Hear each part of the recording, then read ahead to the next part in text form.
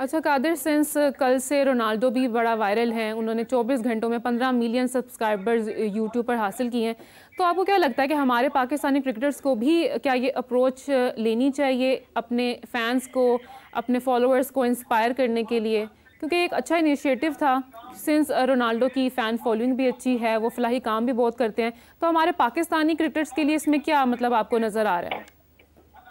देखें, Cristiano Ronaldo का जो कद काठ है वो हमारे पूरे पाकिस्तान के क्रिकेट स्क्वाड से भी ज्यादा है। पूरी दुनिया में उनकी फेम है और उनके जो फॉलोअर्स जो एक्स पे भी हैं, उनके जो फॉलोअर्स दीगर सोशल मीडिया प्लेटफॉर्म पर हैं, वो पूरी दुनिया से ज्यादा हैं। आप विराट कोहली को देख लें, विराट कोहली के भी पाकिस्तानी क्रिकेटर से बहुत ज्यादा हैं, क्योंकि आबादी भी मैटर करती है पाकिस्तान में, क्योंकि 25 करोड़ आवाम है, लेकिन 25 करोड़ के पास मोबाइल नहीं है, सोशल मीडिया की एक्सेस नहीं है। और यहाँ पर जिस तरह के हालात चल रहे हैं, सोशल मीडिया वैसे ही जो है वो चल नहीं रहा, जिसकी वजह से काफी हद तक परेशानी का सामना भी है।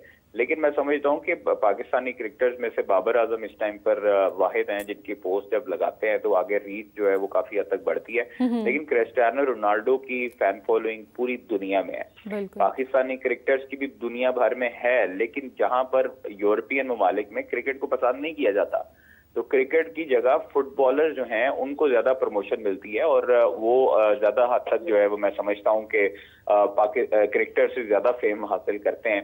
तो आप एक तरफ बेसबॉल को देख लें, एक तरफ आप बास्केटबॉल को देख लें, एक तरफ आप एमएमए फाइटर्स को देख लें, तो ये जहां पर देखी जाती हैं और जहां पर ममालिक ज्यादा है, आबादी ज्यादा है, वहां पर उस खिते में उसको प्रमोशन भी मिलती है। पाकिस्तान में सिर्फ एक गेम है क्रिकेट, उसकी फैन फॉलोइंग के लिहाज से बाबर आजम की फैन फॉलोइंग बिल्कुल ठीक है और बिल्कुल अच्छी रीच जाती है। लेकिन अगर आप ओवरऑल बात करेंगी, जिस तरह क्रिस्टियानो रोनाल्डो है, जिस तरह मेसी हैं और बाकी दीगर जो फुटबॉलर्स हैं, जो दीगर एमएमए फाइटर्स हैं, दीगर जो बेसबॉल के प्लेयर है, बास्केटबॉल के प्लेयर्स हैं, तो उनकी उस लिहाज से जो है वो उनको रीच मिलती है। उनका कंपैरिजन पाकिस्तानी क्रिकेटर्स के साथ नहीं किया जा सकता। अलबत्ता पाकिस्तानी क्रिकेटर्स के ऊपर काफी हद तक पाबंदियां भी Pakistan cricket board media department की तरफ से होती हैं, Pakistan cricket board operational department की तरफ से भी होती हैं कि आपने ये पर्सनल अकाउंट पे नहीं लिखना, आपने ये नहीं लिखना, आपने वो नहीं लिखना, आपने जो प्रमोशन करनी है उसका भी पहले एनओसी लेना है, आपने पूछना है पहले। फिर ये 100 चीजें जब आपके ऊपर आती हैं, एक लागू होती हैं, आपके ऊपर इम्पोज होती हैं, तो फिर उस वक्त जो है वो आपको काफी हद तक परेशानी का सामना भी करना पड़ता है और आप जान छुड़ाते हैं कि यार अब क्या सोशल मीडिया को करना कि पहले 10 बंदों से पूछा जाए, फिर उसके बाद मैनेजर जो है वो उनका प्लेयर्स का मैनेजर जो है वो डील करे, उसकी कमीशन अलहदा होती है, तो वो चीजें मैटर करती हैं। तो इसलिए ये कंपैरिजन बिल्कुल नहीं बनता है क्रिस्टियानो रोनाल्डो के 15 मिलियन फॉलोअर हो गए हैं एक दिन में और बाबर आजम के क्यों नहीं होते। तो बाबर आजम की जो फैन फॉलोइंग है वो एशिया में है, उसके बाद और ऑस्ट्रेलिया में है, जिधर जिधर क्रिकेट होती है वहां पर जरूर है। लेकिन जहां पर क्रिकेट को नहीं देखा जाता, जो यूरोपियन ममालिक हैं, जो अरेबिक ममालिक हैं, इवन सऊदीया में अब फुटबॉलर्स हैं, उसको अल नसर क्लब की तरफ से खेलते हैं क्रिस्टियानो रोनाल्डो, वो स्टेट गेस्ट में होते हैं, किंग के गेस्ट होते हैं। ये चीजें जो है वो मैटर करती हैं। अगर बाबर आजम फुटबॉलर होते तो यकीनी तौर पर उनके भी इतने फॉलोअर्स होते हैं। एग्जैक्टली राइट, सही बात की आपने कादिर, बिल्कुल। और कादिर, मेरा आपसे ये भी सवाल था कि जे शाह की जो आईसीसी प्रेसिडेंसी रूमर सामने आ रही हैं, उस पर आपकी क्या राय है? इससे पाकिस्तान की क्रिकेट पर और आईसीसी के डिसीजंस पर क्या फर्क पड़ सकता है? देखिए, फर्क कुछ नहीं पड़ना। बीसीसीआई की हमेशा से ही अगर देखा जाए तो बीसीसीआई हमेशा से ही डोमिनेट करता है हर बोर्ड के ऊपर, क्योंकि $1 बिलियन बोर्ड है और उसका रख रखाव भी काफी हद तक ज्यादा है। तो मैं समझता हूँ कि जे शाह को अगर प्रेसिडेंसी मिलती भी है तो उससे नुकसान पाकिस्तान में क्या हो सकता है ज्यादा से ज्यादा, कि पाकिस्तान इंडिया की सीरीज नहीं होगी। तो इसलिए ये देखें, ये चीजें मैटर नहीं करती हैं। आपकी एहसान जो पहले थे हमारे जो चेयरमैन पाकिस्तान क्रिकेट बोर्ड थे एहसान मानी, वो भी प्रेसिडेंट रह चुके हैं, मुतअद्दिद पाकिस्तानी भी प्रेसिडेंट रह चुके हैं। इससे कोई फर्क नहीं पड़ता। जो पॉलिसीज आती हैं वो सबके साथ सामने वाज़ेह होती हैं और फिर उसके बाद उसको इम्प्लीमेंट करना, उसके बाद उनको जो रेवेन्यू शेयरिंग है वो करना, वो मैटर करती है। तो उसके लिहाज से पाकिस्तान क्रिकेट बोर्ड को हिस्सा बिल्कुल ठीक आता है, और वो चाहे इंडियन हो या दीगर जो है वो कोई भी बोर्ड का सरबराह आकर लगेगा तो वो कोई उससे फर्क नहीं पड़ता है। एशियन क्रिकेट काउंसिल का जो है वो अगला सरबराह जो है वो पाकिस्तानी होंगे। तो इसलिए फिर वो फायदा नुकसान अगर आपने पर्सनल हो जाना है तो फिर आपको पूरी दुनिया बैशिंग करती है। तो ये चीजें फिर मैटर करती हैं कि आप उस टाइम पर फिर बड़ा देख दिखा के चलते हैं। जब आपको कोई ओहदा मिलता है तो फिर उस टाइम पर आपको पर्सनल ग्रज से बाहर निकलकर बाकी जो बोर्ड मेंबरान होते हैं, फिर आप आईसीसी के हेड होते हैं, तो फिर आईसीसी के हेड के तौर पर आपको सोचना पड़ता है और दीगर तमाम बोर्ड्स के साथ अच्छे तरीके से चलना पड़ता है। बिल्कुल।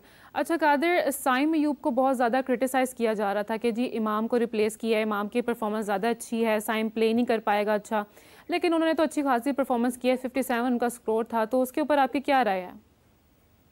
देखें, इमामुल हक को जो क्रिटिसाइज किया जाता रहा वो उनकी इंटेंट की वजह से किया जाता रहा, वो उनकी डिफेंसिव अप्रोच की तरह से किया जाता रहा। लेकिन अगर साइम अयूब का देखिए, साइम अयूब का मुआवजा इमामुल हक से नहीं किया जा सकता। वो हुरैरा के साथ था, हुरैरा को चांस देना था, तो इमामुल हक को थोड़ा सा रेस्ट करवाया गया। अच्छा। साइम अयूब तो पहले से ही प्लान में थे, तो इसलिए आप देखें कि अगर साइम अयूब की बात करें इमामुल हक के साथ, तो इमामुल हक अगर खेल रहे थे, उनको डिफेंसिव अप्रोच थी, या जैसन गिलेस्पी कहते थे कि आप तेज नहीं खेलते, स्लो खेलते हैं, तो साइम अयूब की भी अगर आप बात करें तो 98 गेंदों पर 56 है, 57 का स्ट्राइक रेट है। तो इतने ही स्ट्राइक रेट से इमामुल हक भी जो है वो खेलते रहे।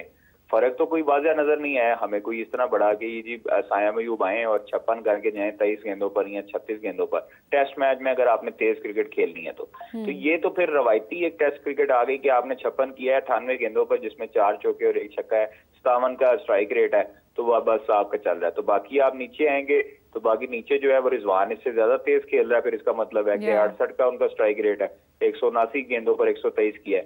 तो ये चीजें तो आपको टेस्ट क्रिकेट का हुस्न ही ये है कि आपने उसको विकेट्स को संभालना है, उसको फिर आपको जो लूज बॉल मिले उसमें आपने गैप तलाश करने हैं और आपको बआसानी मिल भी जाता है। तो ये इमामुल हक के साथ कंपैरिजन करना ये गलत है कि इमामुल हक एक सीनियर खिलाड़ी हैं, वो रैंकिंग में भी आ चुके हैं दुनिया की, और उन्होंने स्कोर्स भी किया है काफी अच्छी, उन्होंने सेंचुरीज भी करते रहे हैं, पाकिस्तान को मैचेस भी जितवाए। अच्छा कादिर, लास्टली आपके पास एमएमए से रिलेटेड क्या खबरें हैं, मिक्स्ड मार्शल आर्ट्स, क्या आपके पास खबर है लेटेस्ट उसके हवाले से? देखिए, मिक्स मार्शल आर्ट्स का जो एशियन चैंपियनशिप है उसका फाइनल मुकाबला आज होगा। गुज़श्ता रोज जो सेमीफाइनल हुआ उसमें 38 मुकाबले हुए, जिसमें जो पाकिस्तानी हैं उन्होंने जो 6 पाकिस्तानी हैं उन्होंने क्वालिफाई किया है फाइनल के लिए, और अब्दुल मनान, रिशान अकबर, शहाब अली, बानो भट्ट ने बड़ा अच्छा मैच कल खेला। बानो भट्ट ने जो खुशबू निशात हैं रवायती हरीफ भारत की जो फाइटर थी उनको नॉकआउट किया और फाइनल के लिए क्वालिफाई किया। आज जो है फाइनल मुकाबलों में आज 22 फाइट्स होंगी, जबकि फाइनल में 6 जो है वो कौमी फाइटर्स का मुकाबला होगा। ईमान अली और बुशरा अहमद जो हैं वो टेक्निकल रीजंस की वजह से पहले ही से ही फाइनल के लिए क्वालिफाई कर चुकी हैं। तो फाइनल में पाकिस्तान के 3 जो है वो मेंस फाइटर होंगे, जबकि 3 फीमेल फाइटर्स मुकाबला करेंगी, और आज दोपहर 3 बजे से जो है वो फाइनल का आगाज हो जाएगा। जी ओके, सो मेरे पास एक और बात ही करने के लिए आपसे क्रिकेट के हवाले से कि हसन महमूद जो हैं बांग्लादेश के बॉलर, उन्होंने कहा है कि स्पिनर्स को ना खिलाना मैनेजमेंट का फैसला था।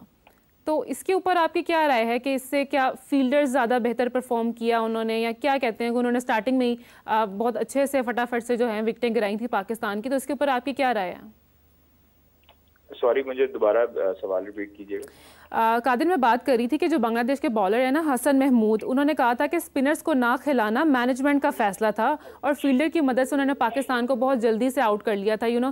4 विकेटें बड़ी आराम से बहुत जल्दी से गिर गई थी, तो इसके ऊपर आपकी क्या राय है? जी कादिर, आप हमारे साथ हैं? कादिर, आप हमारे साथ हैं लाइन पर? मेरे ख्याल में कॉल ड्रॉप हो चुकी है।